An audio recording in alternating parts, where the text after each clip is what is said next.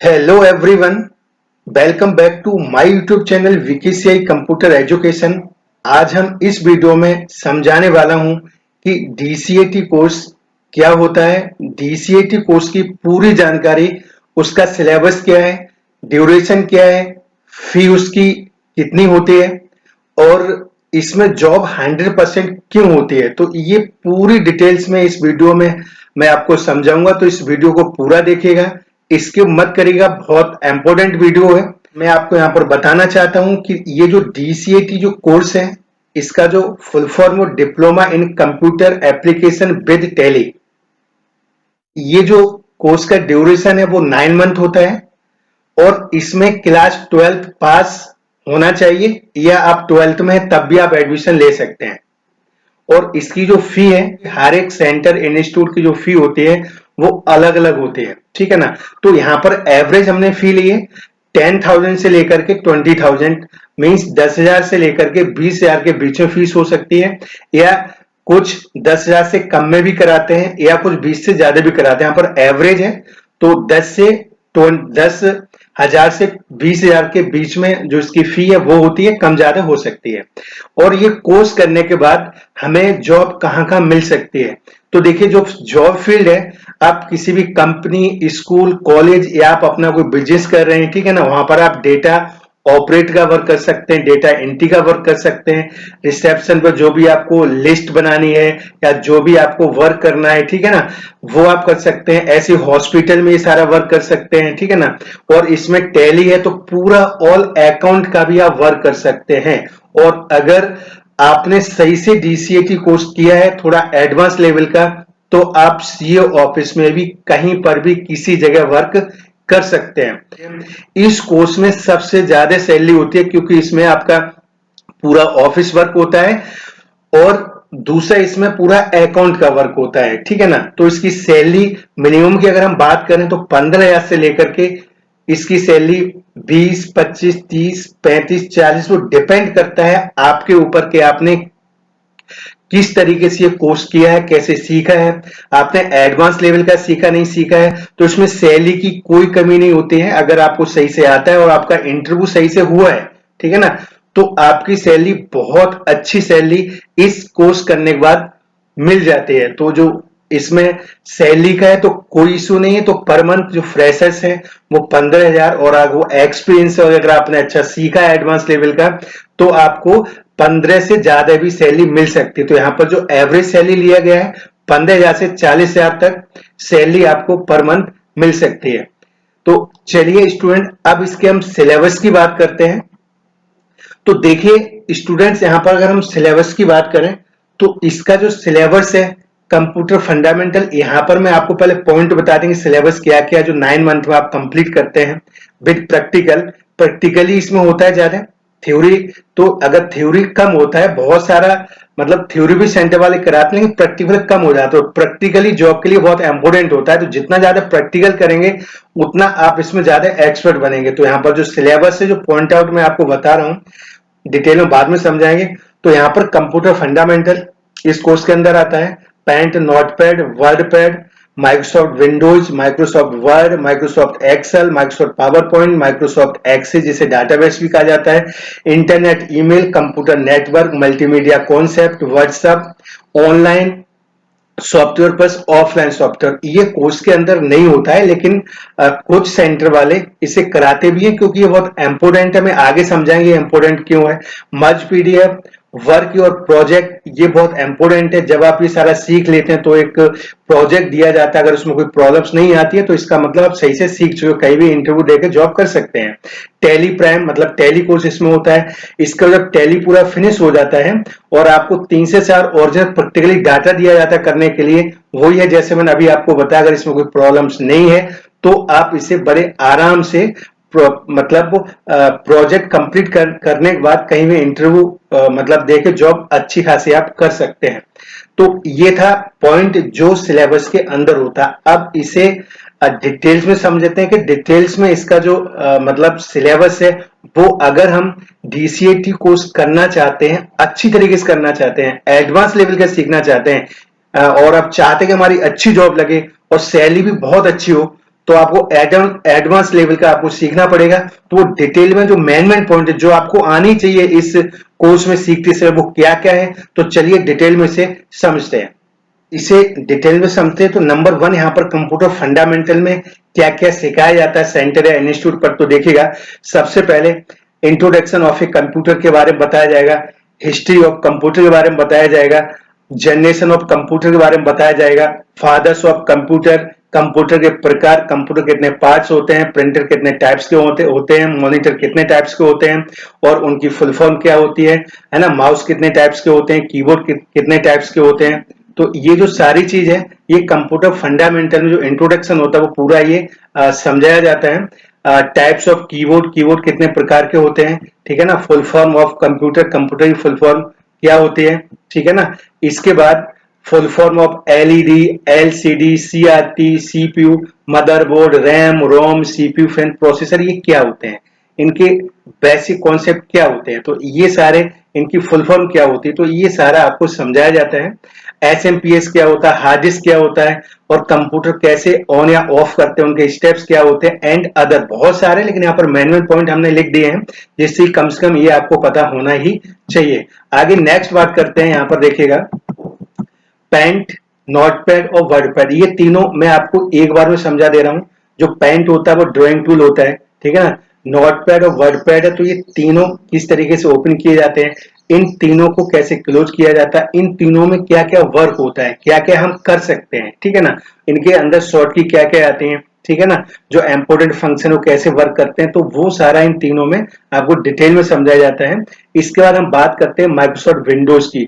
Windows क्या होता है, जैसे कि आप जानते हैं ऑपरेटिंग सिस्टम होता है, ठीक है ना, इसमें डेस्कटॉप, माई कंप्यूटर, पीसी यानी पर्सनल कंप्यूटर, रिसाइक्लिंग बिन, आइकन हाइड्स को कैसे कराते हैं, स्मॉल मीडियम या बड़ा कैसे करते हैं, तो ये सारी जानकारी आपको विंडो वाले टॉपिक में आपको दी जाती है। अगर हम आगे बात करें तो अब देखिएगा जैसे फोल्डर कैसे हम डेस्कटॉप पर क्रिएट करते हैं, डिलीट करते हैं, उसमें रीनेम कैसे डालते हैं, फोल्डर में पासवर्ड कैसे डालेंगे, है ना, डेट टाइम कैसे चेंज करेंगे, कंप्यूटर प्रोजेक्ट कंप्यूटर प्रॉपर्टीज कैसे चेक करेंगे। मान लीजिए अगर आप कंप्यूटर लैपटॉप आप परचेज करना चाहते हैं, ओके, और आपने कितना जैसे मान लीजिए आपने 4 GB रैम मांगा है, उसमें प्रोसेसर ये होना चाहिए, है ना, इंटेल का होना चाहिए, है ना, i7 इसमें सीपीयू होना चाहिए, तो ये सब चेक करने के लिए आपको कंप्यूटर प्रॉपर्टीज में जाना पड़ेगा, वहां पर सारा क्लियर हो जाता है उसमें कौन सा विंडोज पड़ा है, रैम कितनी है, रोम कितनी है, प्रोसेसर क्या है, और हार्ड डिस्क जितनी आपने मांगी वो हम कैसे चेक करेंगे, यानी ड्राइव सी डी या कैसे क्लीन करें, कंट्रोल पैनल क्या होता है, सॉफ्टवेयर अनइंस्टॉल किए जाते हैं कैसे इंस्टॉल किए जाते हैं,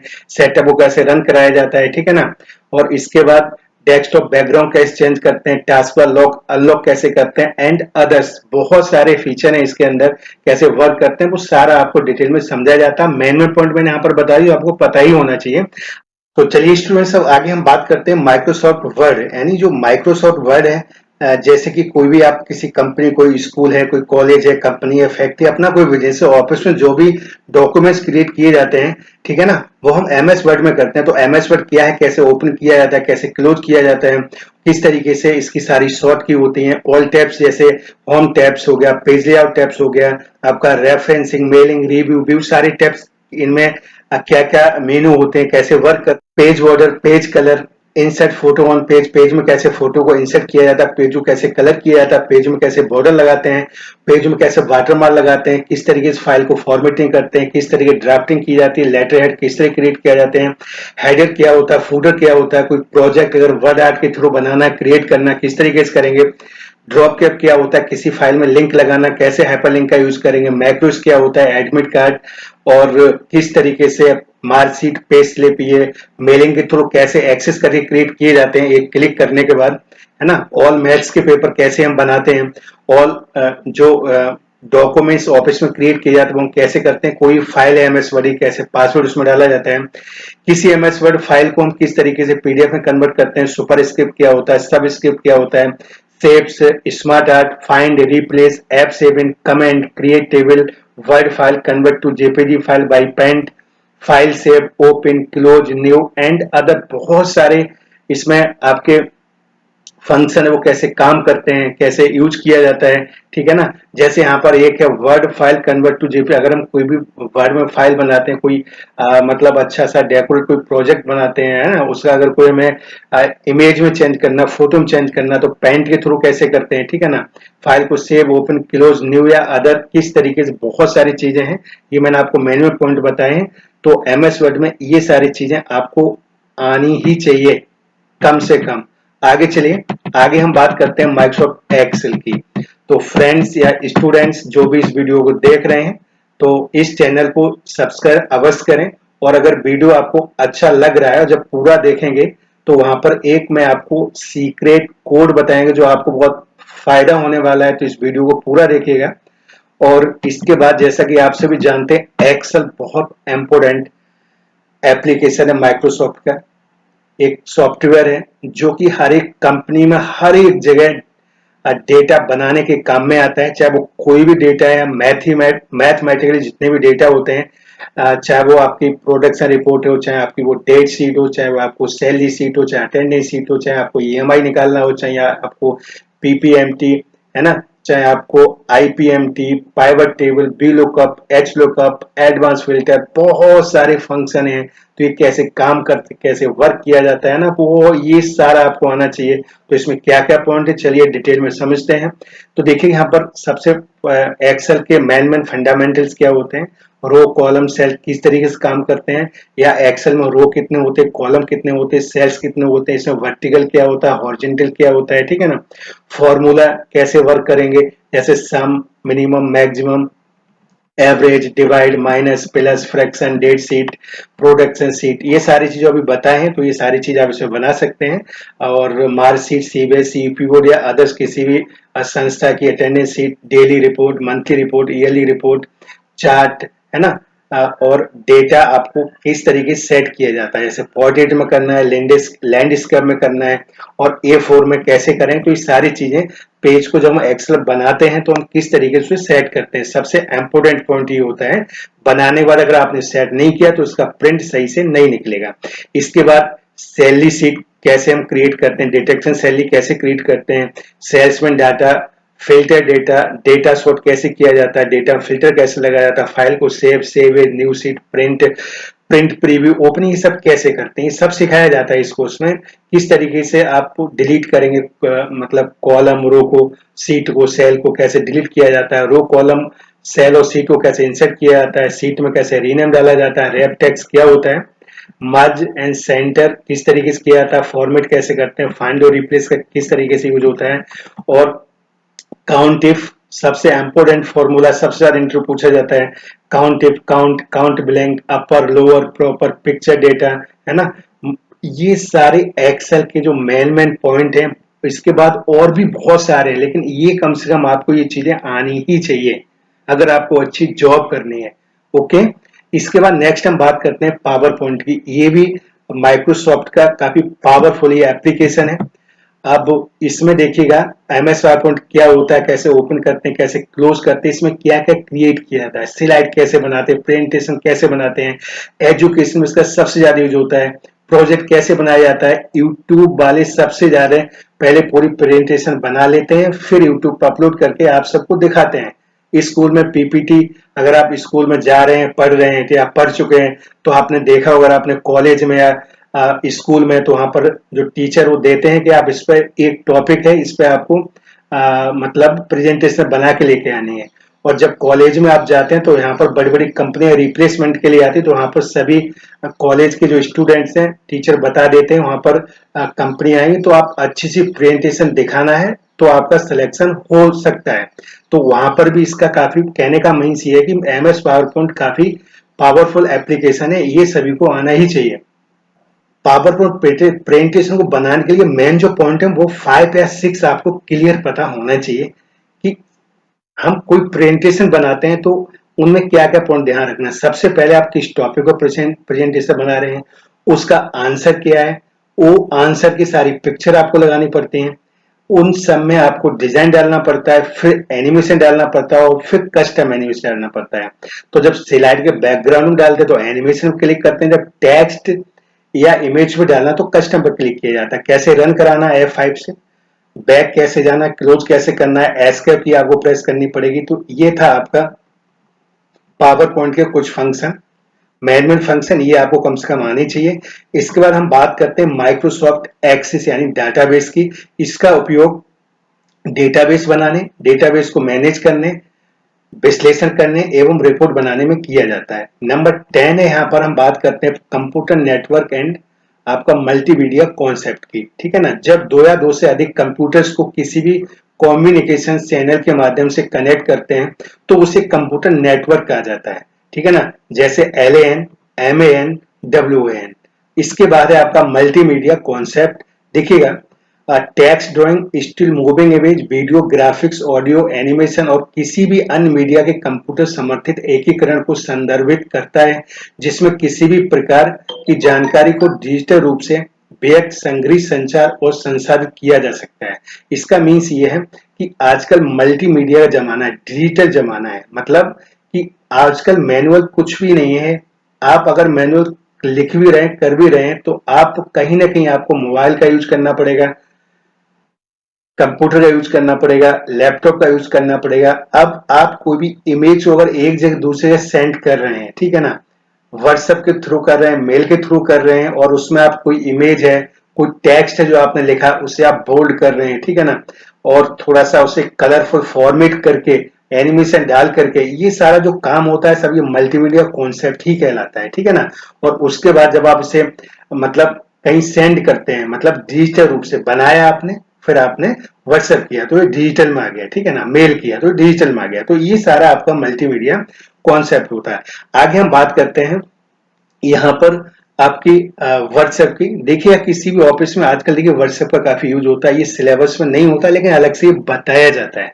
मीन्स यहाँ पर ये है कि जो आपका ये व्हाट्सएप है ना, तो आजकल आप व्हाट्सएप का मतलब ये है कि लैपटॉप है, कंप्यूटर नहीं है, आप कहीं जा रहे हैं, यात्रा कर रहे हैं, कोई इंपोर्टेंट मैसेज ऑफिस में देना, ऑफिस से कोई आपको व्हाट्सएप आपको कुछ डॉक्यूमेंट्स भेजना, कोई इमेज भेजना, कोई मैसेज भेजना, तो आराम से आप भेज सकते हैं, डाउनलोड भी कर सकते हैं। मतलब आप उसमें कोई भी चीज भेज करके डाउनलोड करके देख भी सकते हैं। तो बड़ा इसका मतलब किस तरीके से फाइल को इसमें अटैच किया जाता है, व्हाट्सएप वेब कैसे यूज किया जाता है, तो ये सारी चीजें इसमें बतानी पड़ती हैं, और कैसे इससे हम कनेक्ट करके लैपटॉप कंप्यूटर में डाउनलोड करके प्रिंट भी हम दे सकते हैं। अब आगे हम बात करते हैं online software plus offline software. ये भी आपके सिलेबस में नहीं होता है लेकिन ये अलग से समझाना पड़ता है स्टूडेंट्स। जैसे कि मान लीजिएगा कि आप ऑफलाइन सीख करके गए है ना, कुछ कंपनी ऐसे हैं जिनका सॉफ्टवेयर ऑलरेडी पहले से बना होता है, बहुत सारे अदर ब्रांचेस से डेटा आपके पास आएगा, उसे कैसे डाउनलोड करके हम ऑनलाइन से ऑफलाइन करेंगे, एक क्लिक करके, चाहे 100 फाइलें एक्सेल की, चाहे आपकी 10 फाइलें, एक ही बार में पूरा डेटा कैसे सेट किया जाता है, तो ये भी सब इसमें बताया जाता है। पीडीएफ बहुत सारी है, आपको सारी पीडीएफ 1 2 3 का एक पीडीएफ बनाना तो मर्ज कैसे करेंगे ये भी इसमें बताया जाता है। और इतना कोर्स करने के बाद अब जो मैंने अभी समझा है, अब सबसे इम्पोर्टेंट पॉइंट है, यहाँ पर ध्यान दीजिएगा, क्योंकि ये पूरा सीखने के बाद, बताने के बाद भी आप जॉब नहीं कर सकते जब तक आप उसी सेंटर में जहां से आप कोर्स कर रहे हैं, सीख रहे हैं ना, जब तक प्रोजेक्ट का 3-4 प्रोजेक्ट 15-20 दिन या 1 महीने जो भी टाइम लगे, जब तक कंप्लीट नहीं करते। मतलब आपको लगभग ओरिजिनल डेटा या उसका डेमो टाइप डेटा जब तक सेंटर वाले आपको नहीं देंगे, है ना, तब तक पता नहीं चलेगा कि आप जॉब में क्या क्या गलतियां करने वाले। तो जब प्रोजेक्ट आपको दिया जाए इतना सारा सीखने के बाद, अगर आप इसमें कोई भी गलती नहीं करेंगे, ठीक है ना, तो आराम से आप कहीं भी जॉब भी कर सकते हैं और सैलरी बहुत अच्छी मिलेगी, और इसके बाद इंटरव्यू भी आपका बहुत अच्छा होगा। तो प्रोजेक्ट वर्क करना बहुत ही इंपॉर्टेंट है। तो आई होप कि ये पॉइंट जो 14 नंबर आपकी समझ में आ गया होगा। अब चलिए आगे चलते हैं। इसके बाद देखिएगा फ्रेंड्स या स्टूडेंट्स की यहाँ पर अब टैली प्राइम, टैली कोर्स इसके अंदर जो डीसीएटी है, तो अब ये बहुत इंपॉर्टेंट होने वाला है जब भी आप ये कोर्स करते हैं, क्योंकि टैली इतना इंपॉर्टेंट है, और इसी से अगर आपको टैली सही से आता है ना, टैली आप एक्सपर्ट है ना, तो आप जितनी सैलरी मांगेंगे, मैं श्योर बता रहा हूं, उतनी सैलरी आपको मिलेगी। ठीक है ना, आपको अगर एडवांस लेवल का एकदम आप एक्सपर्ट अगर आपने सीखा है किसी सेंटर से ना, तो आप कहीं भी इंटरव्यू दीजिए ना, इंटरव्यू आप आराम से क्रैक कर लेंगे और जॉब भी आपको बहुत अच्छी मिलेगी। तो इसमें क्या क्या सिलेबस है, चलिए डिटेल में से हम समझते हैं। तो स्टूडेंट्स, यहाँ पर हम टैली की सिलेबस में जो अभी हम ये पॉइंट आउट डिटेल में समझाएंगे, कम से कम ये आपको आना ही चाहिए। नंबर 1, जैसे कंपनी कैसे क्रिएट की जाती है, या तो आप टैली सीख रहे हैं या आप सीख चुके हैं, तो ये पॉइंट आपको पता होना चाहिए। अगर आपने सीख लिए तो क्या हम ये आ रहे हैं, और आप सीख रहे हैं तो आपको ये सीखना चाहिए जहां भी आप एडमिशन ले रहे हैं। सबसे पहले कंपनी कैसे क्रिएट की जाती है, लेजर कैसे क्रिएट किए जाते हैं, है ना, सर्विस की एंट्री विद जीएसटी कैसे हम करते हैं एडवांस लेवल पे, है ना, गुड्स की एंट्री किस तरह की विद जीएसटी करते हैं एडवांस लेवल पे, पेमेंट वाउचर क्या होता है, रिसीट वाउचर क्या होता है, क्वांटा वाउचर क्या होता है, जनरल वाउचर क्या होता है, सेल्स वाउचर क्या होता है, परचेज वाउचर क्या होता है, और इसके बाद आपका डेबिट नोट क्या होता है, क्रेडिट नोट क्या होता है। ठीक है, बहुत इंपोर्टेंट ये पॉइंट है, इंटरव्यू में सबसे ज्यादा पूछे जाने वाला कि डेबिट नोट आप किस तरीके से बनाएंगे, क्रेडिट नोट आपको किस तरीके से बनाएंगे, और इसमें कई पॉइंट भी होते हैं वो आपको क्लियर पता होना चाहिए। इन्वेंटरी इन्फॉर्मेशन क्या होता है, अकाउंटिंग इन्फॉर्मेशन मतलब इन्वेंटरी इन्फो अकाउंटिंग इन्फॉर्मेशन क्या अंतर होता है, इनमें क्या क्या मतलब वो हम कर सकते हैं, बैलेंस शीट एडवांस लेवल की कैसे हम क्रिएट करते हैं, कैसे बनाते हैं, प्रॉफिट लॉस कैसे देखते हैं, स्टॉक समरी कैसे देखते हैं, डिस्प्ले में क्या होता है, डे बुक कैसे देखा जाता है, अकाउंट बुक या इन्वेंट्री बुक इसमें हम क्या देखते हैं, है ना, रिसीव्ड एंड पेमेंट में हम किस तरीके से चेक करेंगे, कंपनी सेलेक्ट कैसे करेंगे, सेट कंपनी कैसे करेंगे, क्रिएट कंपनी कैसे करेंगे, ये शायद डबल हो रहा है ऊपर में बताया था, कोई बात नहीं है। अल्टर कोई कंपनी या लेजर उस हम सबको अल्टर कैसे करेंगे, प्रिंट प्रीव्यू प्रिंट आउट कैसे देखेंगे, सिंगल एंट्री मोड या डबल एंट्री मोड क्या होता है, कैसे इनेबल किया जाता है, तो ये सारी चीजें आपको डिटेल में समझाया जाता है सेंटर पर।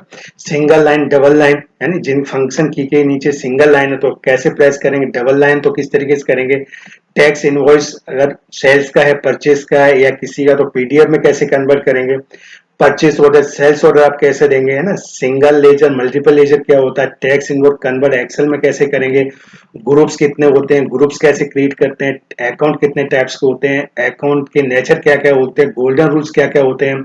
सबसे ज्यादा इंटरव्यू पूछने वाला सबसे ज्यादा जो क्वेश्चन है गोल्डन रूल्स आपको आते हैं, जनरल एंट्री आपको आते हैं, डेबिट नोट आपको आता है, तो ये सारे इंपोर्टेंट क्वेश्चन है, ये आपको डिटेल में एडवांस लेवल पे ये आपको क्लियर पता होना चाहिए। जीएसटी कंपोनेंट्स क्या होता है, F11 फीचर में क्या होता है, F12 कॉन्फ़िगरेशन क्या होता है, ठीक है ना, अल्ट डी कंट्रोल प्लस से कंट्रोल इंटर कंट्रोल एन, किस तरीके से शॉर्ट की हम यूज करते हैं, ठीक है ना, स्टॉक ग्रुप कैसे क्रिएट करते हैं, है ना, स्टॉक आइटम कैसे क्रिएट करते हैं, क्रिएट यूनिट एक सिंपल यूनिट होता है और एक एडवांस में पूछा जाए तो कंपोनेंट होता है, तो किस तरीके से ये क्लियर होता है, टैक्स स्लैब क्या क्या बनाए गए हैं गवर्नमेंट के थ्रू, ठीक है ना, और एस्केप की का किस तरह यूज किया जाता है, बैक स्पेस की किस तरह यूज करते हैं, नरेशन कैसे डालते हैं, adjustment entry for general voucher. देखिएगा ये क्वेश्चन इंटरव्यू पूछा जाता है कि आपको एडजस्टमेंट एंट्री आती है आपको करने, है ना, तो वहां पर आपको क्वेश्चन पूछा जाएगा, कोई एग्जाम्पल देगा, लिखवाया जाएगा या कंप्यूटर कराया जाएगा, तो आप कर सकते हैं ना,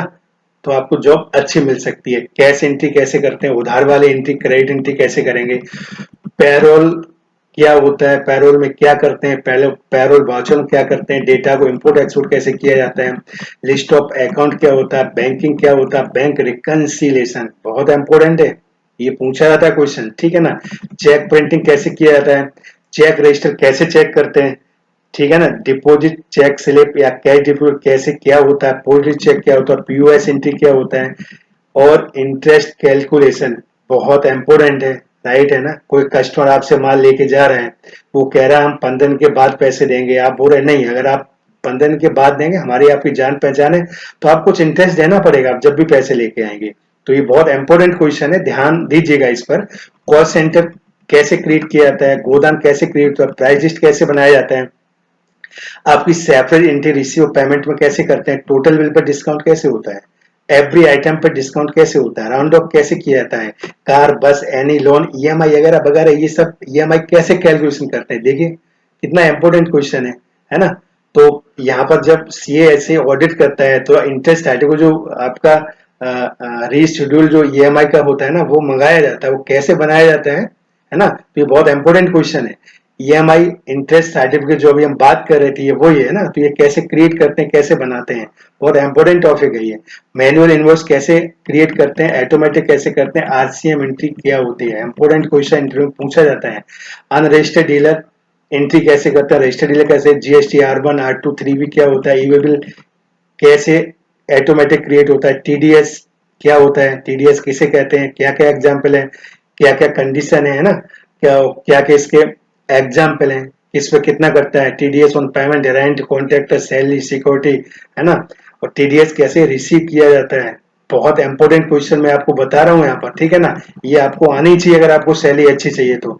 टीसीएस पेमेंट रिसीव कैसे करते हैं, एडवांस रिसीव्ड एंट्री कैसे की जाती है, एडवांस जीएसटी पेमेंट कैसे करते हैं, एडवांस जीएसटी, एक तो एडवांस जीएसटी हो गया, एडवांस जीएसटी के पेमेंट कैसे कराते हैं, टीडीएस चालान कैसे देखते हैं, टीसीएस चालान भी कैसे देखा जाता है, पेनल्टी की एंट्री कैसे होती है, bank charge entry, bank interest entry, create compound unit, create group, secure loan, unsecure loan, ठीक है ना, office company, all expense, income entry, data backup, data restore, split company, change Tally vault, F11 F3 ये क्या होता है, enable configuration for printer, original copy कैसे देखते हैं, डुप्लीकेट कॉपी, एक्स्ट्रा कॉपी वगैरह वगैरह जितना ही आप देख रहे हैं जो लिखा हुआ है स्क्रीन पे चल रहा है ना, तो ये सारी चीज आपको क्लियर आनी चाहिए। टैक्स का एनालिसिस, है ना, अल टैक्स क्या होता है, डुप्लीकेट एंट्रीज कैसे करते हैं, मेल टैक्स इनवॉइस क्या होता है, ट्रायल बैलेंस क्या होता है, स्टैट्यूटरी रिपोर्ट क्या होता है, वाउचर टाइप क्या करते हैं, स्टॉक जनरल में क्या क्या क्रिएट करते हैं, स्टॉक ट्रांसफर कैसे किया जाता है, फिनिशिंग प्रोडक्ट कैसे बनाया जाता है, sales order, purchase order, staff salary हर एक जगह पता हो ऑफिस में तो कैसे क्रिएट की जाती है ना, और स्कूल की fee, service, goods item, ledger, stock transfer, all sort की, GST enable, good freight charge, मतलब अगर माल खरीदा है तो उस पर भी कैसे इनवॉइस में जीएसटी इनेबल करेंगे, जिससे उस पर भी करना चाहिए ना, GST enable to company, GST enable to group, GST enable to item service, edit received voucher और यूटीजीएसटी। इसके बाद जो नेक्स्ट टॉपिक है वो है 148 प्रोजेक्ट और प्रैक्टिस फॉर ओरिजिनल डेटा। इसके बाद आपका 149 है प्रोजेक्ट और practice for original balance sheet. इसके बाद 150 प्रोजेक्ट और practice for original adjustment data. 151 है projects your practice for original all entries. Number 152 है project your practice for the company data. यहाँ पर जब इतना सीखने के बाद, इतना करने के बाद, एडवांस टैली पूरा कंप्लीट सारे फीचर, कौन सी एंट्री कहाँ पर होती है, उसके बाद सेंटर या इंस्टीट्यूट की तरफ से एक आपको ओरिजिनल कंपनी का डेटा, ठीक है ना, या डेमो टाइप डेटा प्रैक्टिस करने के लिए दिया जाता है। उसका मीन्स ये होता है कि जो आपने अभी तक पूरा सीखा हुआ है उसमें अगर कोई प्रॉब्लम नहीं है तो अगर आप बिना देखे बिना पूछे, तो अगर ये 148 से लेकर के 153 तक, सॉरी 152 तक सारा प्रोजेक्ट कंप्लीट कर लेते हैं तो आप कहीं भी किसी भी जगह आपको इंटरव्यू क्लियर कर लेंगे और अच्छी आपको सैलरी मिलेगी। ये इसलिए काफी इंपोर्टेंट है 148 से लेकर के 152 तक, क्योंकि सारे एडवांस टैली के फीचर बताने के बाद जब तक ये प्रोजेक्ट आप नहीं करेंगे तो इसमें आपको क्या क्या प्रॉब्लम्स आएंगी, जब आप जॉब करेंगे क्या क्या प्रॉब्लम्स आने वाली हैं, तो वो यहाँ पर ये पूरी कंप्लीट हो जाएंगी। इसलिए 148 से लेकर के 150 तक ये कंपल्सरी डेटा है। तो ये तो एडवांस टैली की पूरी बात होगी। इसलिए जो थंबनेल आप देखा था इसमें जॉब 100% क्यों होती, जब भी कहीं सेंटर इंस्टीट्यूट पे आप एडमिशन लेते हैं पॉइंट कंप्लीटली आने चाहिए, और जब ये सारे पॉइंट क्लियर होंगे तो आपको इंटरव्यू एकदम क्लियर हो जाएगा। कहीं भी इंटरव्यू देंगे वहां पर जब आपको जॉब मिलेगी तो वहां पर सैलरी भी काफी अच्छी होगी। तो ये तो था पूरा आपका टैली पॉइंट है, कम से कम ये सारे आपके कंप्लीट होने चाहिए अच्छी सैलरी के लिए। तो ये अब इसके बाद हम नेक्स्ट पॉइंट देखते हैं इंग्लिश टाइपिंग। तो इंग्लिश टाइपिंग ये है, ये हमारी जो इंग्लिश टाइपिंग कहीं भी आप जब इंटरव्यू के लिए जाते हैं तो अधिकतर जो टाइपिंग है गवर्नमेंट या प्राइवेट जॉब में 25, 30 या 35 मांगा जाता है। तो ये इतना सारा ही जो आपका एडवांस आपका ये डीसीटी का जो आपका ये कोर्स है, इसमें करते करते जो आप टाइपिंग है वो ऑटोमेटिक 25, 30, 35 आ जाती है। फिर भी अगर कोई प्रॉब्लम होती है और लास्ट मंथ में 2, 4 दिन 5 दिन कंप्लीट करने के बाद टाइपिंग आपकी आ जाती है, तो इसमें ज्यादा कोई इशू नहीं है। तो ये आप घर पर भी कर सकते हैं। सबसे इम्पोर्टेंट ये है कि जो सिलेबस है वो क्या क्या हमें सीखना चाहिए, क्या क्या हमारा कंप्लीट होना चाहिए, ठीक है ना। तो वो डिटेल मैंने ये सारा कंप्लीट आपको इस वीडियो में कंप्लीट किया है। तो स्टूडेंट्स, ये सभी जो पॉइंट है सिलेबस के वो इस वीडियो हमने क्लियर किया। आई होप कि आपको क्लियर समझ में आ गया होगा कि हमें किस तरीके से अगर किसी सेंटर इंस्टीट्यूट में अगर एडमिशन लेना तो ये पॉइंट हमें क्लियर होने चाहिए अच्छे इंटरव्यू और अच्छी सैलरी के लिए। तो चलिए अब आगे नेक्स्ट देखिएगा। यहाँ पर स्टूडेंट्स मैं आपको एक पॉइंट बताना चाहता हूँ। मेरा जो सेंटर है बीके से कंप्यूटर एजुकेशन, आप यूट्यूब पर टाइप करेंगे और सब्सक्राइब करेंगे तो वहां पर जो ये ग्रेटर नोएडा में जो एड्रेस है आपका एड shop number 53 FF R K plaza Rampur Jagir beta first Greater Noida.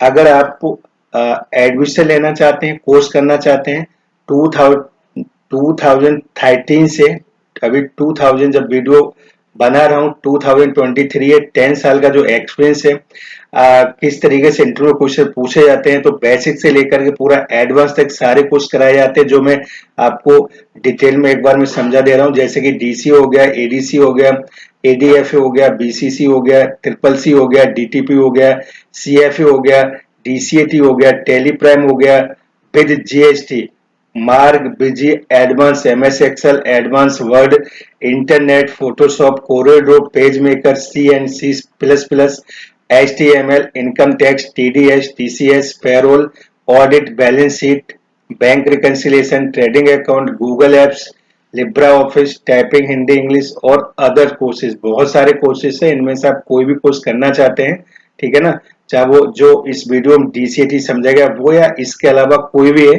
ठीक है ना। तो मोस्ट वेलकम, आपको सेंटर पे आइए। और जैसे कि मैंने यहाँ पर बताया था कि एक मैंने यहाँ पर कोड दिया हुआ है DCAT, जैसे कि आप देख रहे हैं स्क्रीन पर 43120, ठीक है ना। तो अगर ये आप ये कोड बताते तो यहाँ पर 10% आपका DCAT कोर्स में डिस्काउंट आपको यहाँ पर मिलेगा।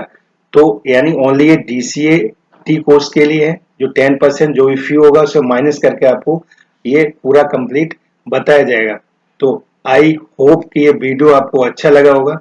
इस वीडियो को अपने फ्रेंड्स के साथ शेयर करें और इस चैनल विकी से कंप्यूटर एजुकेशन को सब्सक्राइब करें। और स्टूडेंट्स यहाँ पर एक इम्पोर्टेंट पॉइंट है, अगर आप डीसीए की पूरी नॉलेज लेना चाहते हैं, डीसीए के बारे में समझना चाहते हैं, क्या सिलेबस है, क्या फी है, कितना ड्यूरेशन है, क्या क्या उसमें सिलेबस होता है, तो ये वाला जो डीसीए वाला वीडियो, ये वाला वीडियो आप पूरा वॉच करिएगा। इसमें पूरा स्टेप बाय स्टेप समझाया गया है, ठीक है ना। और इसके बाद अगर एडीसीए की कोर्स की पूरी नॉलेज आपको चाहिए तो आप ये वाला वीडियो वॉच करिए, ये वाला वीडियो देखिए। और अगर कोई भी फी की प्रॉब्लम है और आप ज्वाइन नहीं करना चाहते हैं तो YouTube पर बीके से कंप्यूटर एजुकेशन चैनल आप टाइप करेंगे, सब्सक्राइब करेंगे, बहुत सारे सभी कोर्सेज से रिलेटेड वीडियो अपलोड कर दिए गए, वहां से 1 बाय 1 स्टेप बाय स्टेप जा करके देख सकते हैं और उससे भी आप सीख सकते हैं। बस आपको मेहनत करनी पड़ेगी। अगर आपको अच्छी सैलरी और अच्छी जॉब चाहिए, फिर आप कहीं भी जॉब कर सकते हैं, तो फ्री ऑफ कॉस्ट भी आप चैनल पर जाकर के उन वीडियो को बार बार देखिए और देखने से उनको अपने लैपटॉप या कंप्यूटर जो भी है उन पे आप प्रैक्टिकली करिए। कोई प्रॉब्लम्स आती है कमेंट करिएगा। तो स्टूडेंट्स या फ्रेंड्स, मिलते हैं नेक्स्ट वीडियो में। जय हिंद, जय भारत।